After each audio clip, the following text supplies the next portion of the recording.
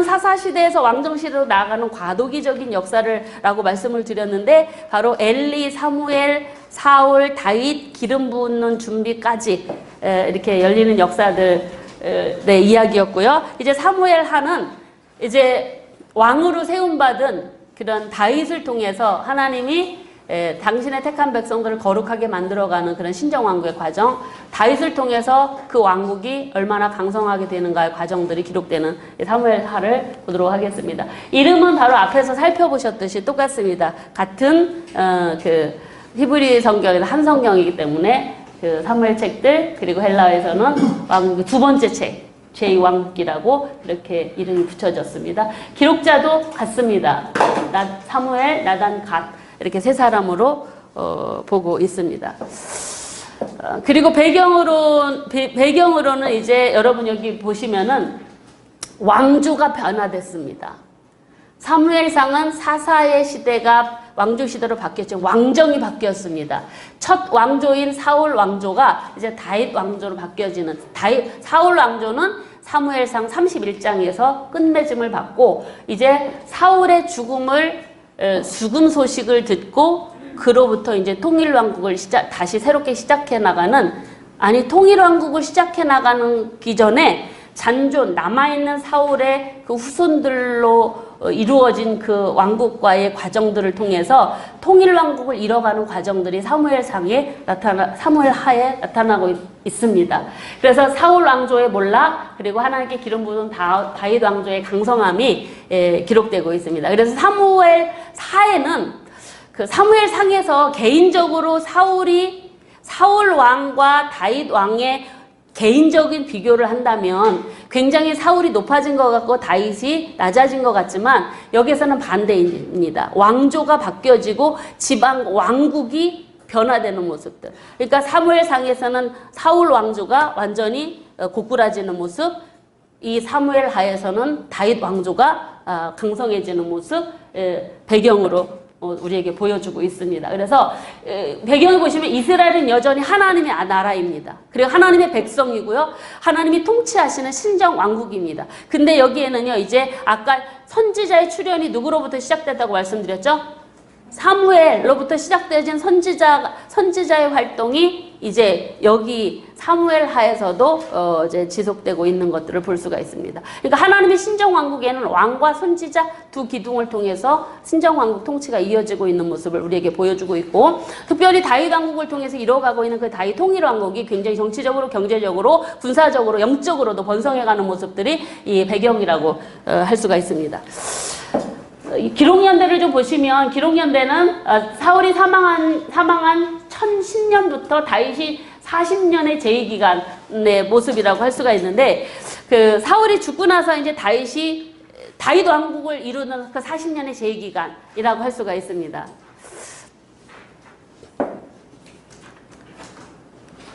네, 그리고 기록 목적을 보시면은 왕조가 바뀌어도 이스라엘은 여전히 하나님의 나라이고 하나님의 통치가 이루어지고 있다라는 걸 보여주기 위해서 기록되었다라고 할 수가 있습니다. 그리고 다윗 왕조의 신적 기원이 하나님께서 다윗에게 주신 언약, 사무엘하 7장이 나타나고 있는데 역대하에서는 17장이 나타납니다. 그래서 다윗 왕조의 신적 기원이 어디에 있냐? 바로 하나님께서 다윗에게 주신 그 언약에 있다라는 걸 우리에게 알려주기 위해서 기록되었다라고 할 수가 있습니다. 그리고 사무엘하에는 다윗이 아주 완전한 든든한 다윗 왕국을 이뤄가는 데 있어서는요, 어려움들이 많이 있었습니다. 아들 압살롬의 반역, 그리고 세바의 반역들이 있었는데, 이 사무엘하를 통해서 뭘 얘기해주냐면, 하나님이 세우시지 않은 그 어떤 세력 왕들은 결코 세워질 수 없다. 왕으로 세워질 수 없다는. 그러니까 하나님이 지명해서 세운 자만이 이스라엘의 왕이 될 수 있다라는 걸 보여주고 있는 내용이 바로 사무엘하의 내용이라고 할 수가 있습니다. 첫 절과 끝 절을 보시면 사울이 죽은 다음에 이제 아멜렉 사람을 통해서 사울의 죽음 소식을 듣는 이야기로 시작해서 나중에 그 끝절에는 인구조사와 관련되어진 내용으로서 그가 이제 하나님께 번제와 제단을 화목제를 드린 다음에 하나님께 그렇게 제사를 드렸더니 하나님이 기도를 들으시고 그 땅에 이제 재앙을 그치게 하셨더라 하는 내용으로 사무엘하가 마치고 있는 것을 볼 수가 있습니다. 전체 보기를 좀 보시면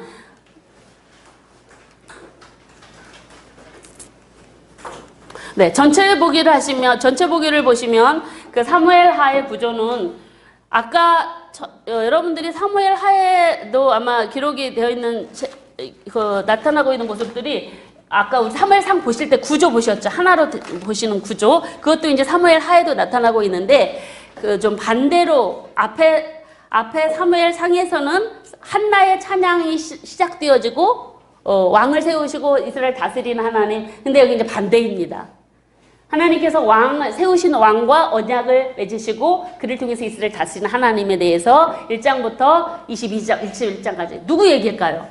다윗 이야기입니다. 다윗 왕국 이야기. 다윗 왕국이 어떻게 세워지고 번성해 가는가의 내용. 그래서 사무엘하 하면 다윗에 관한 기록 이렇게 기억을 하면 굉장히 좀 좋을 것 같습니다. 그리고 마지막에는 다윗이 하나님 앞에 찬양한 내용, 그리고 하나님 앞에 인구조사를 해서 교만을 행하고 그래서 하나님께 징계를 받았고 하나님이 어떤 분이라고 이렇게 고백하는데 하나님은 교만한 자를 바로 징계하시는 분이다 라는 고백을 통해서 이 사무엘하가 맞춰지는 것을 볼 수가 있습니다. 자세히 보시면은 왕과 언약을 맺으시고 그를 통해 이스라엘 다스리는 하나님 이 크게 보기 안에 등장하고 인물들이 나타나고 있습니다. 사울 왕이 죽었습니다. 누구도 죽었냐면 바로 그의 아들 요나단, 세 아들 다 죽었습니다. 아마 이스보셋만 남았던 거예요. 이스보셋과 무비보셋 남았지 않죠? 무비보셋. 그래서 사울이 죽고 나서 요나단이 죽고 나서 무비보셋이 남아있습니다. 근데 이제 왕국이 갈려지게 되었습니다. 이미 다윗은 하나님께 기름 부음을 받았습니다. 이스보셋은 기름 부음 받은 왕이 아닙니다. 그런데 사울 왕의 아들이었기 때문에 이스보셋을 중심으로 해서 사울 왕의 군대 장관이었던 아브넬이 이스보셋을 세워서 왕권을 거머쥡니다. 그러니까 북왕국을 왕을 세워나가는, 그러니까 사울 왕국을 세워나가는 거죠. 그런데 다윗은 그러니까 이제 유다 지파의 왕으로 세워지는 내용들로 시작이 되어집니다. 그러면서 이제 이 과정들을 통해서 1장부터 4장까지는 사울의 집안과 다윗의 집안에 막 전쟁이 일어납니다. 다윗이 헤브론에서 유다 왕으로 7년 다스리는 동안에 이스보셋은 2년 동안 왕으로 다스리며 계속 다윗 집안과 갈등하는 기간의 내용들이 여기에 담겨져 있다라고 볼 수가 있습니다. 그러면서 바로 그 사울의 집안은 점점 약해지고 다윗의 집안은 점점 강해지는.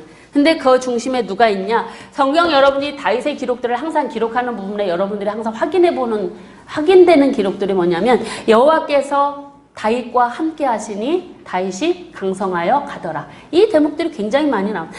하나님이 함께 하셨기 때문에 다윗이 강성했지 다윗 혼자 이룬 강성함이 아니었다라는 것입니다.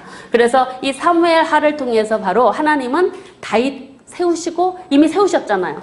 그와 언약을 맺으시는. 그래서 사무엘하에서 중심 내용이 바로 이 언약입니다. 다윗 언약 7장의 내용 언약이라고 할 수가 있고 마지막 다윗이 하나님 앞에 감사 찬양을 드린 이 내용의 모습들이 이제는 좀 핵심 내용이라고 할 수가 있는데 특별히 한나의 감사 찬양에는 낮은 자 높이시는 하나님에 대한 그런 내용들이라면 다윗의 찬양 속에는요 하나님이 공의의 하나님에 대한 내용들이 나타납니다. 교만한 자 벌하시고 징벌하시고 세워가시는 하나님. 그러니까 하나님은 무조건적인 사랑이 아니라 악을 행하고 교만을 행하는 자에게는 반드시 징계하시는 분. 그래서 사무엘하 23장에 보면은 그 다윗의 찬양의 내용이 굉장히 좀 길게 나타나는 걸 볼 수가 있는데 그 찬양의 내용 속에는요. 어마어마한 다윗의 하나님의 은혜에 대한 구원의 은혜, 승리의 은혜, 보호하심의 은혜에 대한 찬양의 내용이 23장에 나타나는 걸 볼 수가 있습니다. 그래서 나는 여러분들이 성경을 읽을 때 그냥 스토리 중심보다도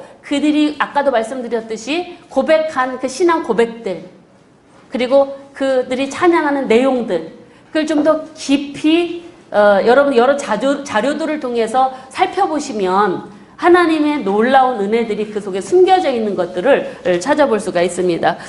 여기에서 이제 뭐 사무엘하 끝낼 수는 없고 내용 중요한 부분들만 몇 개 좀 살펴보고 마치려고 합니다. 특별히 그 1장부터 4장까지는 다윗 집안과 사울 집안의 내전이 계속되고 있는 부분들이 바로 나타나고 있습니다. 계속 전쟁입니다. 하지만 결국 하나님께서 다윗의 이미 편이 되어주셨고 그래서 다윗의 집안을 높이 세워주심으로 그가 이제 통일왕국으로 세워나가는 모습들. 그런데 여기에는 또 다윗의 실수도 있습니다. 죄도 나옵니다. 실수가 아닌 거의 뭐 돌로 쳐 맞아 죽을 죄 짓죠. 그런데 여러분 여전히 하나님은 그런 다윗을 이끌어 가십니다. 이끌어 가셔서 바로 압살롬의 반역, 세바의 반역, 모진 고난 다 겪게 하시고 결국 왕국을 세워나가시는 모습. 하나님이 어떻게 그 역사를 이끌어 가시는가. 범죄한 다윗을 통해서도 하나님이 신정왕국을 이끌어 가시는, 이루어 가시는 하나님. 누구 때문이라고 말씀드렸어요? 하나님 백성, 사랑하시는 백성. 하나님의 백성들 잘 다스리는 왕을 세우고 싶어 하시는 모습. 지도자의 역할이 얼마나 중요한가를 좀 이 시간에 좀 사무엘하 마무리하면서 우리가 좀 다시 한번 좀 깨닫고 좀 되돌아보는 그런 시간들을 가졌으면 참 좋겠다라는 마음을 갖습니다. 그래서 이 사무엘하도요, 핵심이 너희 마음을 다하여 여호와를 섬기라라는 말씀입니다. 여전히 왕조가 바뀌었지만 이 이스라엘은 하나님의 나라이고 하나님 신정 통치가 이루어지는 그런 하나님 나라입니다. 그렇다면 그 하나님 나라의 백성들은 어떻게 살아야 되냐? 마음을 다하여 여호와 하나님을 섬겨 말씀의 율법에 순종해야 했었습니다. 근데 이스보셋 사울 집안은 그러지 않았었고 다윗 집안은 그렇게 했다라는 것입니다. 그래서 이런 부분들을 이제 좀 더 자세히 좀 들어가 보면은 좀 중요한 내용들이 어떤 내용이냐면 여기 3장에 보면은 아브넬과 이스보셋과의 갈등. 여러분 나라가 망하는 게 어디에서 시작되는지 아시죠? 집안 싸움에서 시작됩니다. 그래서 집안에 서로가 권력 다툼하고 욕심이 들으면 그 나라 분명히 망합니다. 내란이 굉장히 가장 큰 주범이라고 할 수가 있는데 아브넬도 사울의 사촌으로서 사울 왕국을 세워나가는데 군대 장관으로서 아주 막강한 그런 권력자였죠. 근데 사울이 죽고 나니까 이제 이스보셋을 자기가 이제 왕으로 추대를 해서 세웁니다. 그런데 이 아브넬은요, 그렇게 이스보셋을 세운 이면에는 아마 좀 뭔가 음흉한 마음이 있었던 것 같습니다. 어린 이스보셋을 세우고 그 권력을 뒤에서 흔들고 싶어 이런 권력욕이 있지 않았나 싶은 생각이 들어요. 그게 바로 나타나는 모습들이 바로 뭐냐면 사울의 첩을 건드린 사건입니다. 그 사건 때문에 이스보셋이 발끈합니다. 왜 아버지 부인을 범하셨습니까? 라고 왜 아버지의 부인과의 통관하셨습니까? 여러분 잘 아시죠? 이때 시대에는 선 왕의 부인을 취한다라는 것은 왕위의 승계를 그 사람에게 있다라는 것입니다. 어쩌면 겉으로는 이스보셋을 내세우고 이 아브넬이 자기가 그 권력을 쥐고 흔들고 싶은 마음들이 있어서 그 사울의 첩과 통관한 것 같습니다. 사울의 첩도 같은 마음이 아닐까요? 남편 죽었으니까. 그렇게 해서 영화를 누리고 싶어 하는 마음들 있었지 않았을까 하는 생각이 듭니다. 그것 때문에 뭐라고 야단을 칩니다. 이스보셋이. 왜 그랬어요? 뭐라고 하니까 아브넬이 열받아서 다윗에게 오죠. 그래서 결의합시다. 내가 사울 집안 당신에게 주겠소. 하고 다윗을 찾아와서 이야기하고 가는 길에 다윗의 군대 장가에 있던 요압에 의하여 죽임당하죠. 북쪽에서는 아브넬이, 남쪽에서는 요압이 그 권력욕에 이끌려서 하는 모습들. 여러분 근데 제가 이 사무엘하 23장 다윗 감사 찬양과 더불어 다윗의 용사들의 이야기가 나옵니다. 2번 나오는데 마지막에 용사들 다윗의 37명의 용사들을 거기서 소개를 하는 부분에 있어서 있잖아요. 요압에 대한 이야기가 굉장히 많이 나온 거예요. 여러분 아시죠? 요압 장군이 다윗의 통일왕국을 세우는 데 있어서 엄청난 그 실력자로서 영향력을 미칩니다. 그런데 저는 놀라운 걸 경험한 게 뭐냐면 다윗의 통일왕국을 세우는 데 있어서 다윗의 용사들로 소개하는 그 부분, 다윗의 여러 왕들 중에 아주 최고의 실력자 3명을 뽑아놓거든요. 근데 그 3명에도 없고 그 37년 그 다윗이 인정하는 그 용사들의 명단에 요압 장군 이름이 없습니다. 아비새도 있고 아사엘도 있는데 요압이 없어요. 동생들의 이름이 있는데 요압이 없는 거예요. 그래서 저는 이 요압 장군이 굉장히 다윗이 통일왕국을 세워나가는 데 있어서 굉장히 큰 공헌을 했지만 그의 마음속에는요, 이 아브넬과 같은 그 권력욕, 세상 욕심이 가득한 인물이 바로 이 경계해야 될 인물로 이 요압이 등장하고 있는 걸 볼 수가 있었습니다. 이 다윗의 통일왕국의 모습 속에서. 그래서 이 속에서 이제 이스보셋과 지금은 다윗과의 이 관계를 1장에서 4장까지 이야기하고 있지만 이 세계를 이들의 관계들을 밀고 당기고 하는 데 있어서는요. 그들의 군대 장관들을 제끼고 성경을 이해할 수는 없습니다. 그래서 주인공들인 것처럼 보여지는 이 사람들이지만 이 사람들을 좌지우지했던 주변에 있었던 인물들, 군대 장관들 이런 사람들을 여러분들이 주의 깊게 보면서 성경을 좀 들여다보면 굉장히 좀 대조적으로 좀 어떻게 저들이 통일왕국을 이뤄가는데 어떤 역할을 주도적으로 했는가도 볼 수가 있습니다. 물론 그 모든 역사는 하나님이 이끌어 가십니다. 이끌어 가시지만 결국은 하나님의 편과 하나님의 도우심의 은혜는 그런 사람을 통해서도 하나님의 다윗 왕국을 이끌어 가시는 모습들이 있더라 하는 말씀들을 여러분들에게 드립니다. 그래서 나중에 요압은 아브넬도 죽이고 나중에 우리야도 다윗의 사주를 받아서 죽이고 하는 그런 일들을 행하는 이유가 뭘까 하는 모습들을 보면서 이 사람의 모습 속에서는 남다른 그 명예욕, 권력욕 이런 것들이 가득한 인물이구나 하는 부분들. 근데 다윗은 철저히 그런 사람의 도움을 받습니다.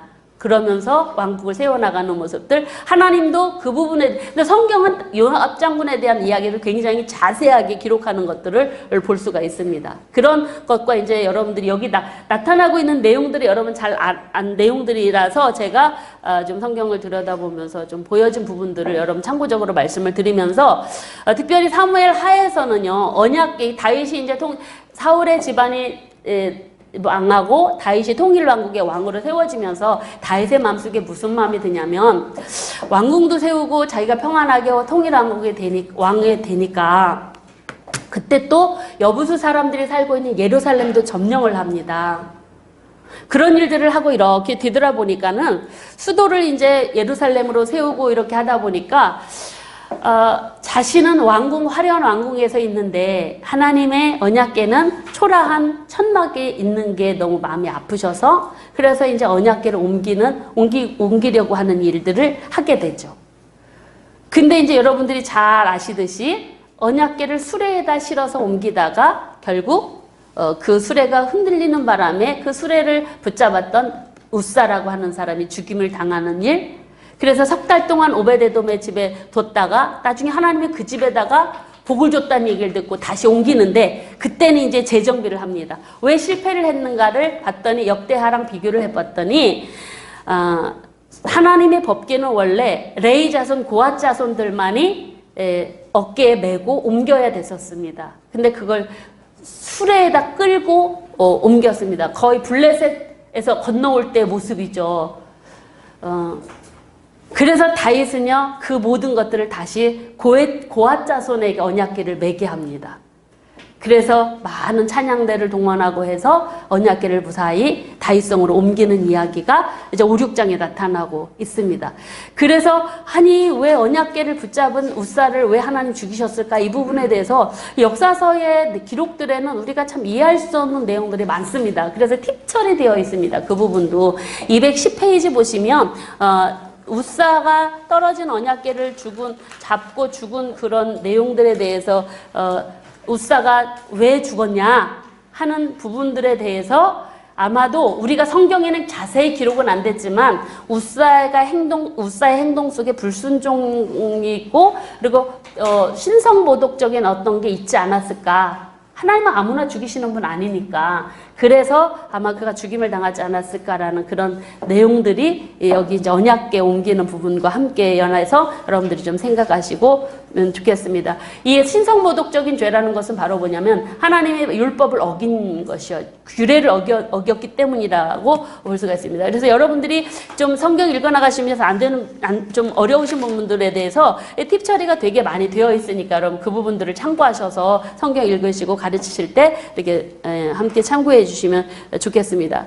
그리고 언약궤를 옮긴 이유에 대해서는 예루살렘에 이제 수도를 정했지 않습니까? 그래서 이제 그곳을 정치적인 중심지, 종교적인 중심지로 세우고 싶어 하는 어떤 그런 마음도 있었을 것이다라고 볼 수가 있고, 그렇게 이제 언약궤를 모셔놓고 나서 다윗이 갖고 있는 마음이 뭐였냐면, 성전 짓고 싶은 거예요. 그 언약궤를 모실 수 있는. 그래서 하나님 앞에 성전을 짓고 싶은 마음을 이제 나단 선지자한테 이야기를 했더니 하나님께서 나단 선지자에게 주신 말씀이 뭐냐면 너는 안 된다. 넌 성전 짓는 거 안 되고 대신 네 후손을 통해서 짓게 해줄게. 그리고 대신 네 후손을 통해서 왕위가 영원히 계속되게 해줄게. 그리고 네 후손을 내가 영원히 보호해줄게. 왕위가 계승되고 보존해줄게 라고 하는 이 언약을 주십니다. 그 언약이 사무엘하 7장에 나와 있는 다윗 언약입니다. 이 다윗 언약이 다윗 왕조가 사울 왕조보다 더 정통성이 있다라는 걸 증거해주고 있는 언약입니다. 이 다윗 언약은 뭐 여기 지금 사무엘하에서는 거기까지 나가지 않지만 역대하의 17장에 가서 보면은 거기에서 이제 말씀드릴 수 있는 부분들은 이제 이 다윗 언약이 메시아 언약으로 이어지는, 그래서 메시아 사상이 이제 거기에서 나오는 걸로 이제 거기까지 가는 것들을 볼 수가 있습니다. 그래서 이 다윗 언약을 들은 이 다윗은 하나님 앞에 그 다윗 언약을 바꾸는 감격스럽죠. 내가 어떤 사람인데 나같이 비천한 이런 출신을 그런 은혜를 베풀어. 그래서 감격 어린 그런 찬양을 드리는 모습들 이어서 생각하시면 돼요. 근데 그 일이 있은 다음에 바로 전쟁이 일어납니다. 블레셋, 게셀 여러 주변 전쟁들이 다 정복해버립니다. 근데 주변 나라를 다 정복하고 이제 마지막 정복지 암몬이 남아있습니다. 그 암몬과의 전쟁 중에 첫 번째 죄 짓습니다. 그래서 이 부분에 대해서 야 밧세바가 나쁜 누구냐 아니면 다윗이 나쁘냐라고 이렇게 여러 이야기들을 하지 않습니까? 근데 다윗도 나쁘고 밧세바도 나쁜 것 같습니다. 남편이 맨날 전쟁터만 가서 전쟁하니까 옷 벗고 그냥 사람들 보는 데서 목욕을 한 것도 나쁘고 그걸 보고 또 취한 것도 나쁘고 어쨌든 그래서 그 일로 인하여서 임신을 하게 되죠. 여러분 스토리는 잘 하지 않습니까? 그래서 그 죄를 덮으려고 바로 우리아를 데려와서 잠자리를 하게 하면 그게 덮어질까 봐. 근데 다윗이 지은 죄가 얼마나 치밀한지 아주 철저하게 자기 죄를 숨기려고 우리아를 이용했지만 결국 자기 뜻대로 안 되니까 우리아를 전쟁터에서 자연스럽게 죽은 것처럼 죽이라고 요압에게 명을 내리죠. 요압은요 그 모든 것 다 수용합니다. 안 됩니다. 충신이라면 그래야 되는 거 아닙니까? 저 우리아가 얼마나. 근데 여러분 제가 아까 말씀드렸던 그 용사 중에 우리아의 명단이 있어요. 거기에 30년 그 명단에. 근데 그 우리아를 그렇게 비겁하게 치열하게 일어난 전쟁에서 일부러 죽게 하는 이 모습, 이걸 하나님 다 지켜보시고 그걸로 인해서 진노하시고 다윗 집안에 대한 저주가 내려지는 모습들. 그런데 사울도 죄졌잖아요. 죄졌는데 사울은 회개를 하지 않았고 다윗은 회개를 했습니다. 근데 회개한 다윗에게요 또다시 두 번째 죄가 또 있습니다. 이 죄는 바로 뭐냐면 그 집안에 일어나는 일입니다. 집안에 그 다윗의 아들인 암논이 근데 성경에 보면 13장에 보면 이 일 후에 라고 하는데 그 이 일이 바로 뭐냐면 밧세바 간음 사건, 우리아 죽인 사건 후에 이 일이 일어납니다. 암논이 압살롬의 누이 동생 다말을 뭐 거의 짝사랑, 거의 병적 사랑인 것 같습니다. 그래서 범하고 그 사건을 다윗은 들어요. 뭐라고 안 합니다. 압살롬은 그 일을요 속에다 꽁꽁 갖고 있다가 한 2년 반 지나서 죽일 계획을 세워서 암논을 죽이죠. 형제들 중에서 잔치자리 만들어 놓고 암논을 죽입니다. 그런데 다윗은 그때도 침묵합니다. 아주 철저하게 압살롬도요 계획을 해서 암논을 죽이거든요. 자기 여동생 범했다고. 그런데 압살롬이요 그렇게 암논을 죽이고 어디로 도망가냐면 구술랑 외갓집으로 도망가 버립니다. 그러고 나서 다윗은 거기로 가도 찾지를 않습니다. 3년이 지나도. 그러니까 그때 요압 장군이 왜 안 데려오십니까 해서 이렇게 오게 하죠. 근데도 왔는데도 안 봐요. 다윗이. 압살롬은 속에 그걸 다 계산하고 있는 것 같습니다. 그러더니 돌아와서는 뭐 하는지 아십니까? 돌아오고 4년 후에 반역을 일으킵니다. 4년 동안 반역 준비합니다. 반역이 일어난 게 그가 암논을 죽인 암논이 저기 여동생 범하고 나서부터 12년 후입니다. 반역이 일어난 게. 그 일이 집안 내에 일어났습니다. 자녀들 가운데. 근데 다윗은 그 얘기에 대해서 아무런 뭐 성경은 뭐 했다 저랬다 얘기 없습니다. 왜 그랬는지 모르겠어요. 왜 그랬을까요, 여러분? 자기를 닮아서 그럴까요? 치밀하게 계획한 그 죄를 행하는 모습들. 그런데 다윗은 그렇게 해서 반역을 일삼는 과정 중에 계획하는 중에 아까 말씀드린 그 내용 나와요. 가지고 자기가 이제 돌아와가지고 50여 명의 호위병을 모집을 해서 거느리고 다녀요. 그게 바로 이제 이방 왕들이 행하는 모습이래요. 그렇게 해서 아버지가 처음 왕이 되었던 헤브론으로 그쪽으로 자기 사람들을 다 모아 데려가지고 아버지한테는 거짓말하고 저 헤브론 좀 다녀올게요. 그래놓고는 가서 거기에서 왕이 되죠. 스스로. 하나님이 세운 게 아니고요. 근데 그때 그 반역에 함께 동참했던 사람이 누구냐면 장군 아마사라는 사람과 아히도벨, 밧세바의 조부라고 하는 사람, 지략가가 거기 같이 동행을 하게 되는 일들. 아마도 이 밧세바의 조부인 아히도벨이라고 하는 사람이 다윗에게 앙심을 품고 있다 그렇게 보복을 했겠죠. 그런 일들이 이제 좀 이렇게 압살롬 이제 다윗의 두 번째 죄와 관련된 자녀들이 잘못하고 있는데 꾸짖지를 않고 그 길을 돌이키게 하지 않는 것입니다. 그게 죄라고 할 수가 있죠. 결국은 그 압살롬 때문에 왕궁에서 도망 나오는 일들, 백성들의 마음이요 다 다윗에게서 압살롬에게 간 거예요. 근데 압살롬의 반역을 일삼는 4년 동안 뭐 하냐면 그거 호위병 만들어서 자기가 왕 행세하면서 백성들의 마음을 다 자기 품으로 자기에게로 돌아오게 백성들을 꼬시는 일들. 참 굉장히 이 압살롬도 참 능력이 많았던 사람이었던 것 같습니다. 그래서 결국은 다윗은 예루살렘을 버리고 도망하죠.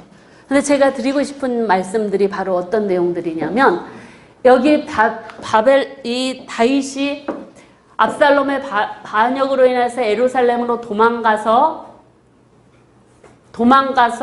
도망다니는 그 과정 중에 하나님의 특별한 돌보심이 있더라는 것입니다. 하나님의 특별한 돌보심이.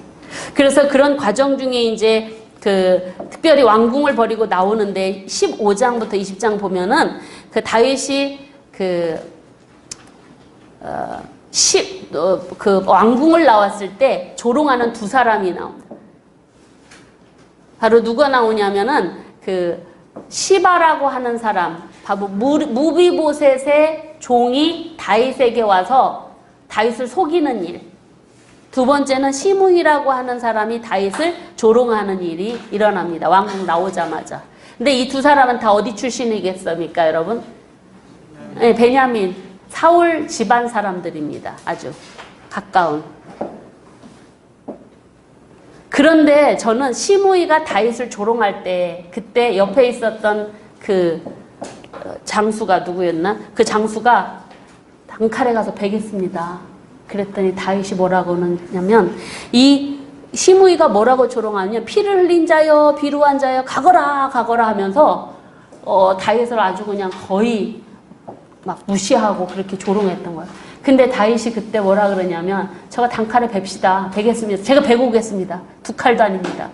다윗이 뭐라 그러냐면 이게 여기에 다윗의 믿음이 있는 것 같아요.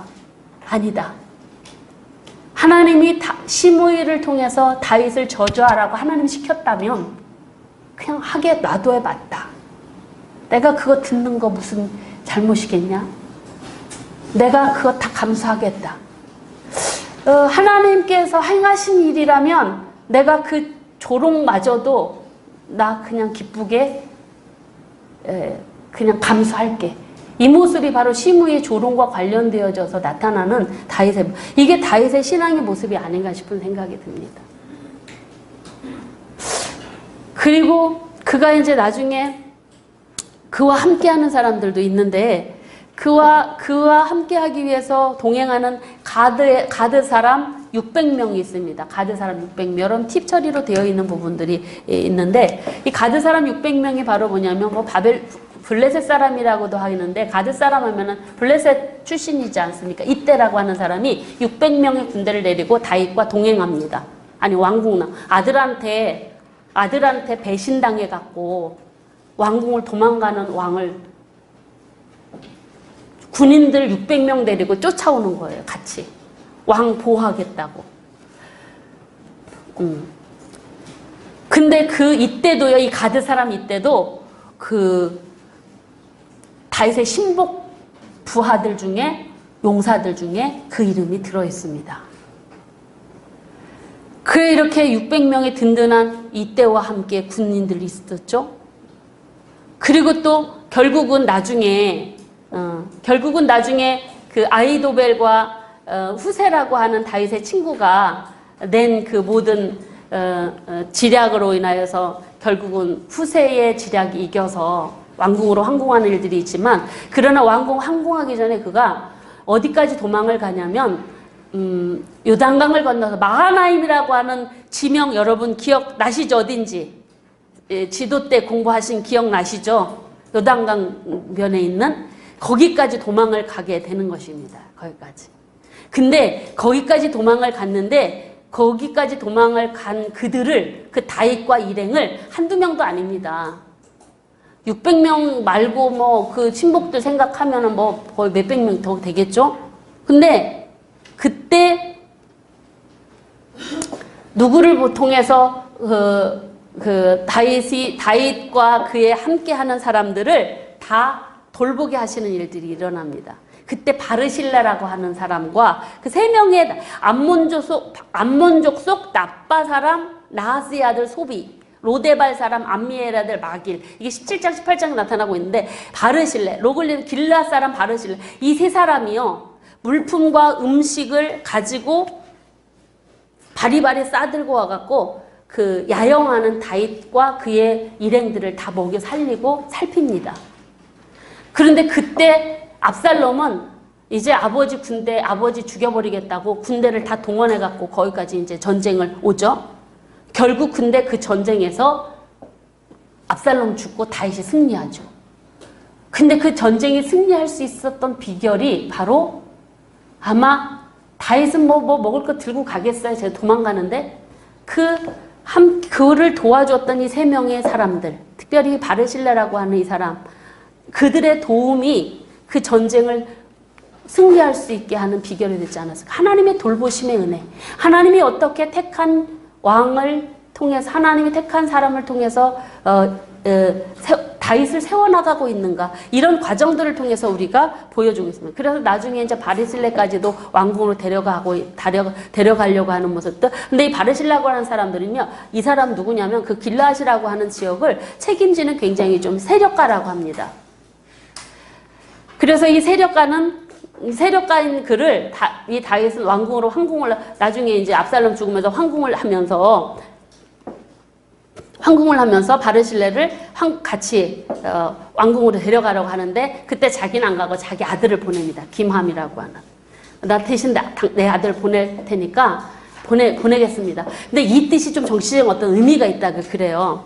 바로 이 요단 동편 길르앗 지역은 거의 이방 지역과 이렇게 관계되어졌기 때문에 바로 그 여차하면 이 바리실레라고 하는 사람이 세력을 얻어서 그렇지 않아도 전국이 불안하잖아요. 사울 집안도 이렇게 막 사울 죽이려고 혈안이 아들도 죽이려고 그 사울 집안도 막 그러고 있는데 그래서 결국은 이 일들은 바로 무슨 일이냐면 요단 동편의 길르앗 지역에 그가 세력을 붙잡고 있다라면 아들을 지금 다윗에게 왕궁으로 보내는 이 바르실레라고 하는 사람의 심정은 바로 뭐냐면 내가 거기 왕궁에 가는 대신 내 아들을 보내는 것은 내가 당신을 지지하겠다. 계속적으로 앞으로도. 그리고 데려간 내 아들, 내가 나중에라도 혹여라도 당신을 배반하면 데려간 내 아들 당신이 제거해도 좋다라는 그런 의미로 자기 아들을 보냈다라 그래요. 이런 정치적인 얘기들, 이런 것들이 같이 이제 담겨져. 그래서 이제 이러한 배려들을 다윗은 잊지 않고 나중에 자기가 죽을 때 그 솔로몬에게 요압 꼭 죽여라 이거 막 얘기하잖아. 시므이 기억하고 이 얘기하면서 바르실레를 선대하라고 아들한테 부탁하는 내용이 나옵니다. 11개 하에 가면 이제 나오겠죠. 11개 상에 가면. 예, 상에 가면. 그래서 참 은혜를 갚는 것도 참 중요한 것 같습니다. 그래서 아마도 바르실레라고 하는 사람 때문에 어쩌면 다윗은 이쪽은 이제 걱정하지 않고 왕국을 세워나가는데 큰 힘이 되지 않았을까. 신경 쓰지 않고. 이런 돌보심이 다 뭐겠느냐는 것입니다. 이런 돌보심에 다 하나님의 다윗을 세워가시는 과정 중에 하나님이 신정왕국을 세워가시는 모습이다라고 볼 수가 있습니다. 그런데 또 황궁하는 도중에 세바의 반란이 일어나고 그러나 결국은 근데 이 세바의 반란이 일어나는 이유가 바로 뭐냐면 다윗이 환궁하는 과정의 잘못 때문에 그래요. 이때는 다윗이 별로 믿음이 좋지 않을 때였었습니다. 왜냐면 다윗이 아무리 이제는 아들 죽었어요.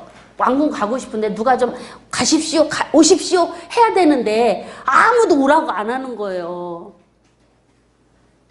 이제 그 19장에서 20장 세바의 반란 이야기가 거기 나오는데 그래서 다윗이 뭐라 그러냐면 사람 보내요.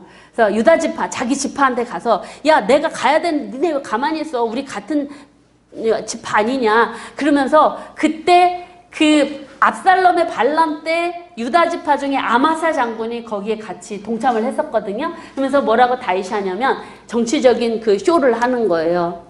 야, 아마샤 내가 내 군대 장관 삼아줄게. 그때 군대 장관 요압이었거든요. 삼아줄 테니까 니네 반역한 거 다 눈 감아줄 테니까 나 빨리 왕궁 시켜줘. 요구를 했거든요. 거래를 해서. 그렇게 해서 이제 황궁을 하게 되는 도중에 위에 10지파가 사울을 포함한 10지파가 와가지고 그 시비 거는 거예요. 유다 지파한테. 야, 니네만 왜 왕 모셔왔냐. 우리도 같이 해야 되는 걸 왜 니네만 했냐 하면서 트러블이 생기는 과정 중에 세바의 반란이 일어난 거거든요. 근데 세바의 반란도 사실은 다윗의 잘못 때문에 일어난 거예요. 왜냐하면 그가 좀 공평하게 모든 지파들에게 함께 이렇게 잘 얘기를 해야 되는데 그냥 유독이 유다 지파에게만 그 특별 어떤 대우를 하면서 하니까 10지파도 그렇지 않아도 다윗에게 반역한 게 찜찜해 죽겠는데 다윗이 황궁하면 자기는 싹 다 뭐 문제가 좀 일으킬 것 같은 오시기도 그렇고 안 모시기도 그렇게 이렇게 멈칫멈칫 하고 있는데 유다 지파가 싹 왕을 모셔온 거예요. 그러니까 거기에서 막 그 트러블이 갈등이 생기면서 그 중에 이제 세바가 반란을 일으켜서 어려움을 겪는 일들. 결국은 이제 그 반란이 진압되고 그러고 나서 이제 다윗 왕국이 세워지는 일들인데 이 일은요 세바의 반란은 다윗의 철저한 환궁 과정에 인간적인 방법으로 해결하려고 했던 모습. 여기는 기도했다라는 내용 없습니다. 다윗도 이렇게 죄도 짓고 실수도 하는 모습 속에서 하나님은 그를 세워나가시더라 하는 말씀을 이 말씀과 함께 드립니다. 자, 그리고 다윗 그 21장에 보면 다윗 시대에 3년 기근이 있지 않습니까?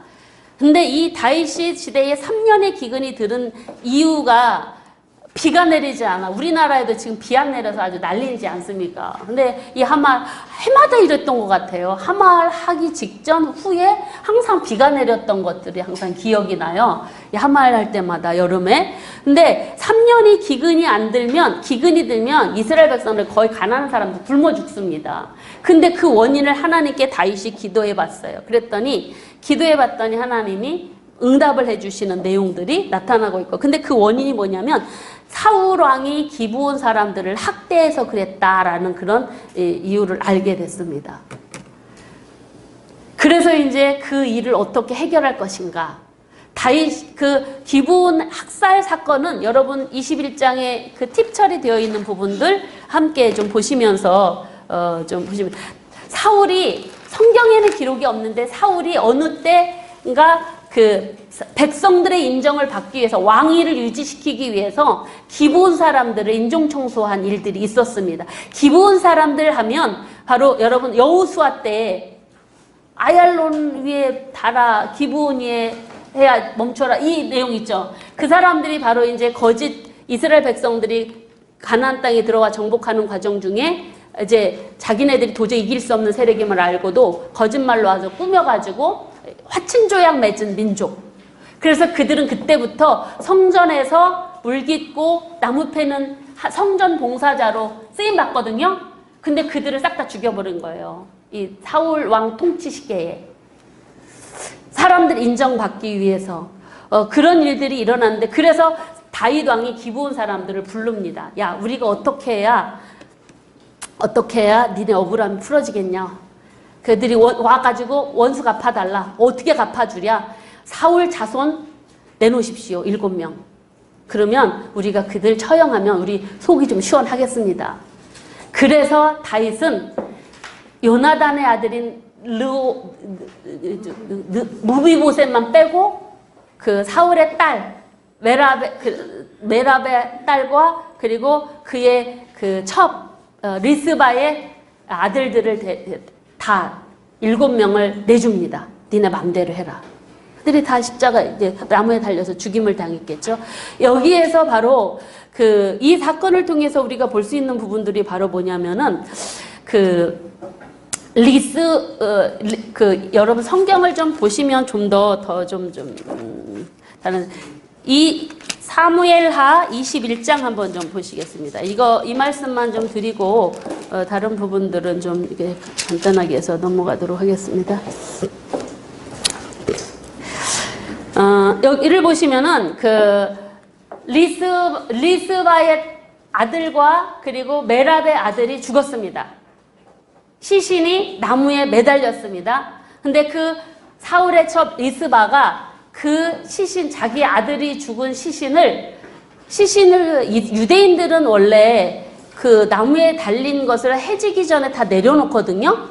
근데 그냥 다 매달고 있는 것은 어쩌면 기브온 사람들이 원한이 그만큼 사무친 일이 아니야. 그냥 그대로 내버려 두게 했던 것 같습니다. 율법이고 뭐고 간에 어쨌든 그 기브온 사람들의 원한이 풀려져야 되니까.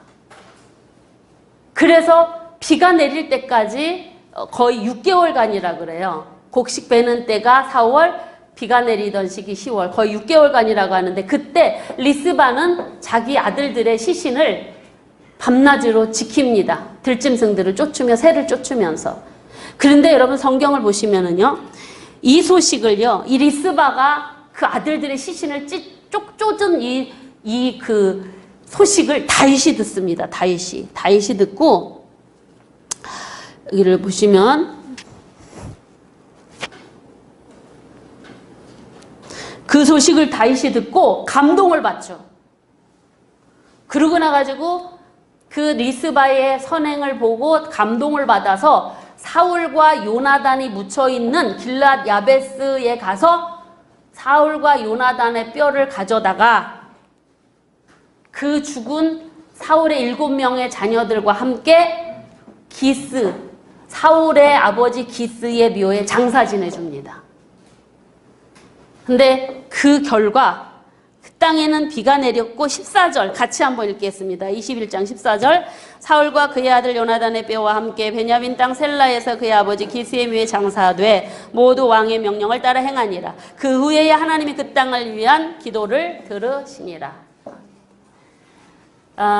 어쩌면 비가 내리는 게 중요한 게 아니었던 것 같습니다. 비가 내리는 게 중요한 게 아니고 어쩌면 다윗의 마음속에도 사울이 죽음을 사무엘하 1장에서 슬퍼했지만요. 그 장사 지내주지 않았습니다. 장사 안 지내줬어요. 그냥 길앗 야베스 어딘가에 그냥 뼈가 묻혀있는 상태. 시신이 훼손됐으니까 이제는 거의 화장을 해서 뼈만 묻어있는 상태. 그거 그냥 놔뒀습니다. 슬퍼만 하고. 요나단의 시신도. 근데 다윗이 마음을 움직인 게 그 장사를 지내게 해주는 그 마음을 움직인 게 누구냐면 리스바의 리스바. 저렇게 아들이 매달려서 죽은 시신을 저렇게 지키는 그 모정을 보고 다윗이 뭔가 감동을 받은 것입니다. 이것은 어쩌면 다윗의 마음속에도 사울과 그 집안에 대한 뭔가 남아있지 않았을까. 그래서 그 억하심에 있다가 리스바를 보고 장사를 지내주니 하나님이 기도문을 열어주시는 역사.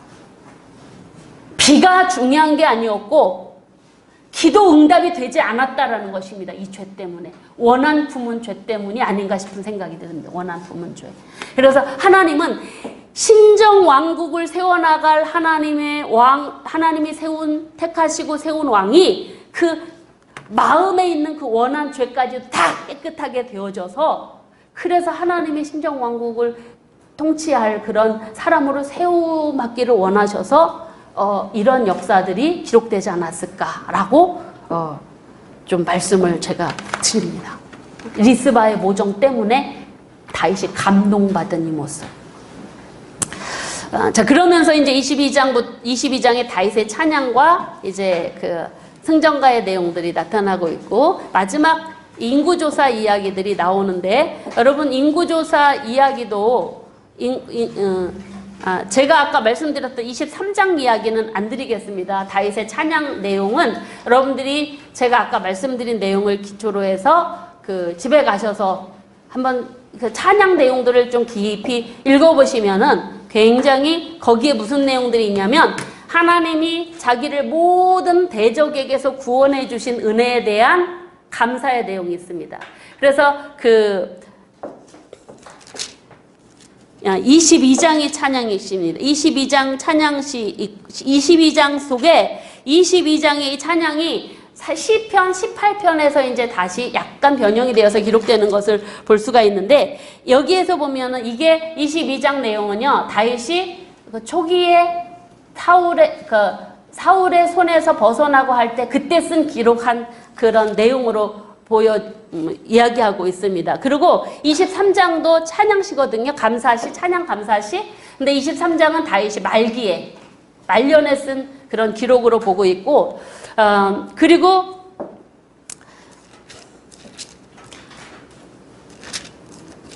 22장의 그 찬양 내용은 두 번째, 구원의 하나님, 그리고 자신을 그 공의에 따라서 상을 주신 하나님.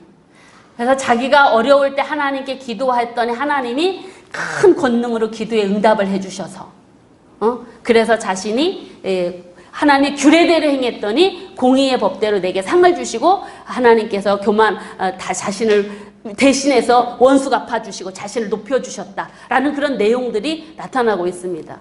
그래서 철저히 이 찬양 속에는요, 하나님이 자신의 구원자요, 왕이시요, 자신의 모든 그 원수까지도 갚아주시는 분. 이거 막 완전 하나님을 왕으로 고백하는 내용들이 이 속에 담겨져 있다라고 할 수가 있습니다. 그의 일생은 고생의 연속이었지만 하나님 통치 아래서 살았던 삶 뒤돌아보며 감사한 내용이 이제 23장의 마지막 쓴 찬양시로, 감사시로 나타납니다. 거기서 23장 32절 말씀 보면 23장 22장 32절을 보시면 여호와 외에 누가 하나님이요 우리 하나님의 누가 반석이냐 라는 이런 고백들을 하면서 하나님을 찬양하는 내용들을 보고 있고, 마지막 24장에서 우리가 잘 알고 있는 인구조사 이야기가 나옵니다. 이 인구조사 이야기는 역대하 이야기와 좀 다르게 나타나고 있는데, 이스라엘이 지은 죄 때문에 벌을 내리려고 하나님이 인구조사를 다윗을 충동해서 시켰다라고 이야기를 하고 있는데, 죄는 다윗이 범하고 백성들이 벌을 받아요. 하루에 7만 명이 죽습니다. 이 일 때문에.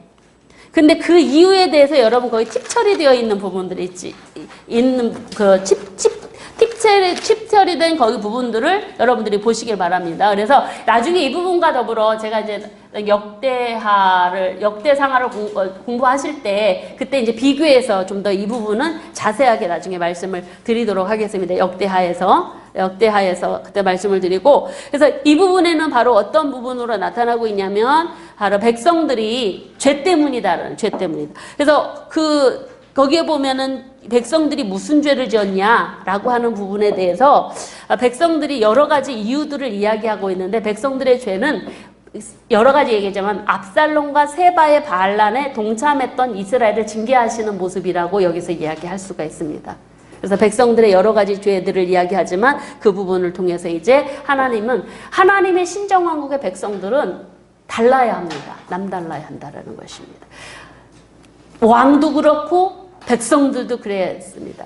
그래서 그 모든 모습들을 다 회개시키고, 그래서 화목제와 번제를 드리고, 그래서 하나님 앞에 속죄들을 드리고, 그래서 하나님 앞에 정결한 모습으로 세워져 감으로 인해서. 그래서 여러분 24장 마지막 절을 보시면, 24장 마지막 25절 보시면, 그곳에서 여호와를 위하여 제단을 쌓고 번제와 화목제를 드렸더니 이에 여호와께서 그 땅을 위한 기도를 들으시고 이스라엘에게 내리는 재앙을 그쳤더라. 하나님께서 철저하게 신정왕국의 주인공으로 역사의 주인공으로 이스라엘 백성들의 역사를 이끌어 가시지만, 하나님이 거룩하니 백성도 거룩해야 되니까 그들의 죄도 지금 징계하셔서 회복시키는 것이고, 다윗도 어쩌면 마음속에 응어리가 져 있는 그 모습을 사울 집안의 모든 죽은 자들을 장사 지내는 모습을 통하여서 신정왕국에 하나님이 기뻐하는 통치자로 세워나가시는 이 모습이 사무엘하의 마지막에 기록되고 있는 걸 우리가 확인해 볼 수가 있습니다. 그래서 하나님께서 이 역사사 사무엘상하를 통해서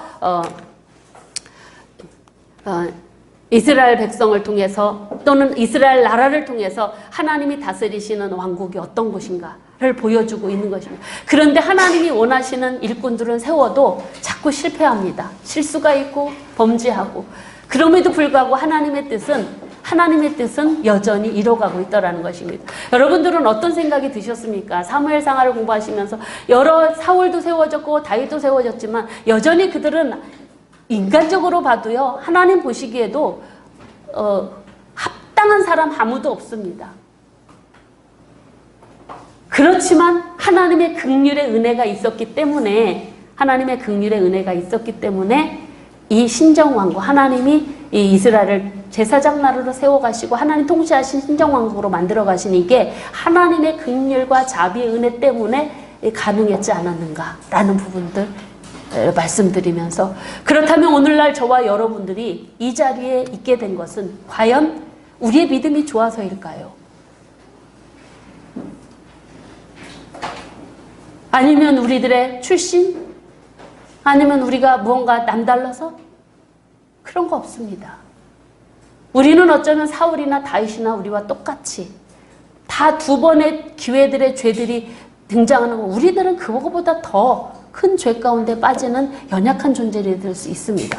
그럼에도 불구하고 하나님은 그들을 통해서도 하나님의 백성들을 제사장 나라 삼으시고 이 땅에 메시아를 보내셨고 구원을 이루셨고, 그리고 또 하나님은 예수 그리스도 안에서, 메시아 되신 예수 그리스도 안에서 저와 여러분을 또 하나님 나라 신정왕국의 왕이 되셔서 이 땅에 하나님 나라를 이뤄가시고 세워가시고,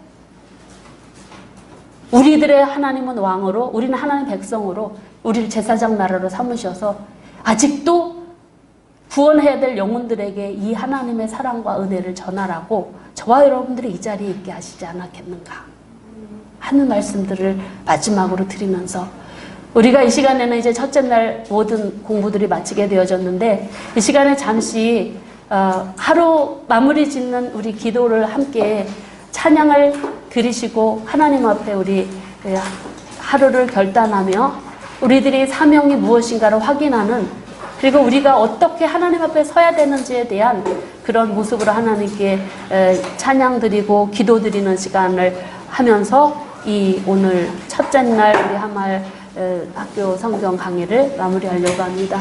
예수 우리 왕이여 찬양하시고 우리가 함께 말씀 생각하면서 기도하는 시간 갖도록 하겠습니다.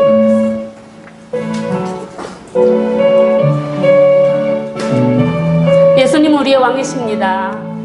진심을 담아서 찬양 올리겠습니다. 예수 우리 왕이여 이곳에 오소서 보좌로 주여 임하사 찬양을 받아주소서.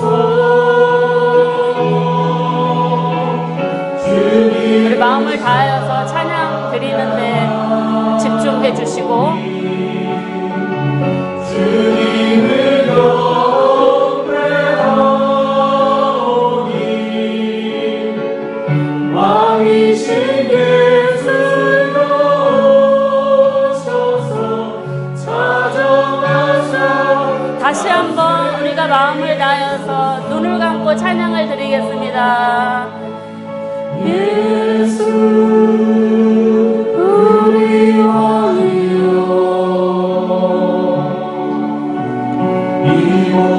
여호와는 이스라엘의 하나님이시며 우리의 하나님이시기도 합니다. 하나님은 우리가 순결한 백성 되기를 원하시며 우리가 거룩한 백성으로 살기를 원하십니다. 우리의 진정한 왕 되신 예수님 앞에 우리의 마음과 뜻과 정성을 다하여 이 찬양을 올려드리고 우리가 함께 하나님을 향한 믿음을 다시 세워나가는 시간 되기를 원합니다.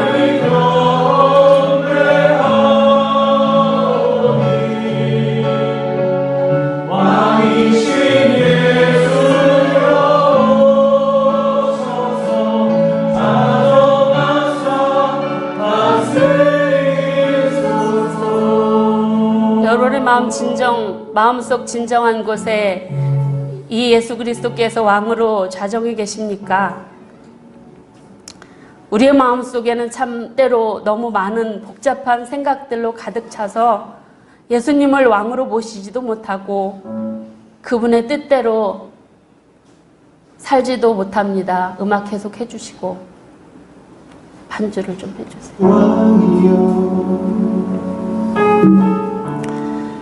우리의 마음속에 또 다른 것들 때문에 주님을 왕으로 모시는 일을 우리가 게을리하거나 나태한 가운데 있다면 우리가 다시 한번 이 시간을 통해서 우리의 왕 되신 주님을 더 높이며 살아갈 수 있는 우리의 믿음이 될 수 있도록 함께 기도하시고, 그리고 여러분들을 이 자리에 불러주시고 각 교회에서 하나님 앞에 세워주신 그 자리가 무엇인가를 깨닫고 하나님 앞에 다윗처럼 부족하고 연약하지만 하나님 마음 중심에 모시고 왕 되신 주님의 뜻을 이루는데 우리 모두가 하나님 기뻐하는 뜻대로 쓰임받기를 위해서 하나님께서 우리 각자에게 주신 그 직분들, 사명들을 다시 한번 되돌아보고 하나님, 내가 하나님 앞에 온전한 사역자로 사명자로 세워질 수 있도록 저에게 오늘도 은혜를 부어달라고 우리 함께 통성으로 기도하시고 제가 마무리 기도로 하고 마치도록 하겠습니다.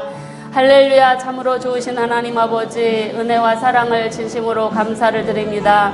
오늘도 연약하고 부족한 저희들을 사랑하셔서 이 하말 성경학교를 통해서 창세기부터 이렇게 하나님 역사서를 공부하게 하셔서 아버지 사무엘 상하를 통하여서 우리의 왕 되신 주님의 모습을 다시 한번 확인할 수 있도록 은총을 허락하여 주시니 감사를 드립니다.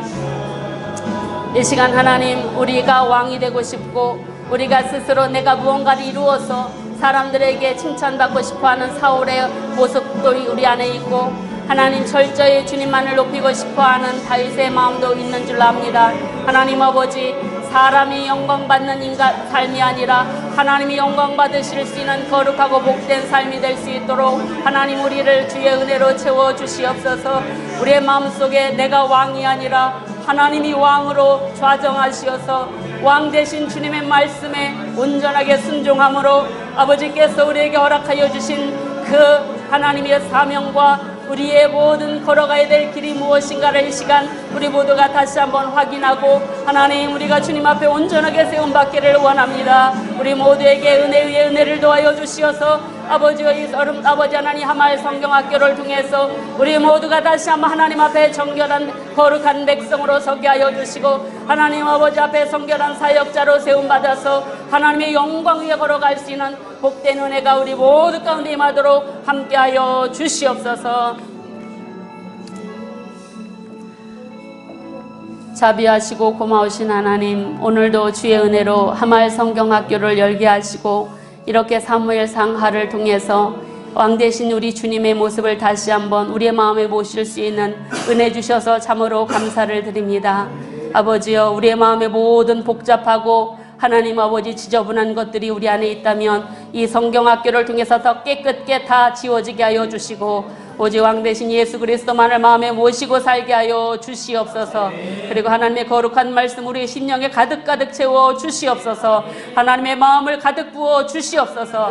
그래서 우리 모두가 하나님의 손에 붙들림 받고 하나님의 거룩한 말씀에 순종하는 거룩하고 복된 백성들로 세워지게 하시고 또한 우리에게 주신 직분이 무엇인지 사명이 무엇인지를 확인하고 그 사명을 위해서 주여 우리의 마지막 우리의 하나님 모든 빗방울까지도 하나님 아버지 앞에 전지로 올려드리는 그런 믿음의 결단이 헌신의 삶이 아름답게 결단되어지는 은혜의 시간 될 수 있도록 이 성경학교를 축복하시고 모인 우리 모두에게 큰 은혜를 내려 주시옵소서.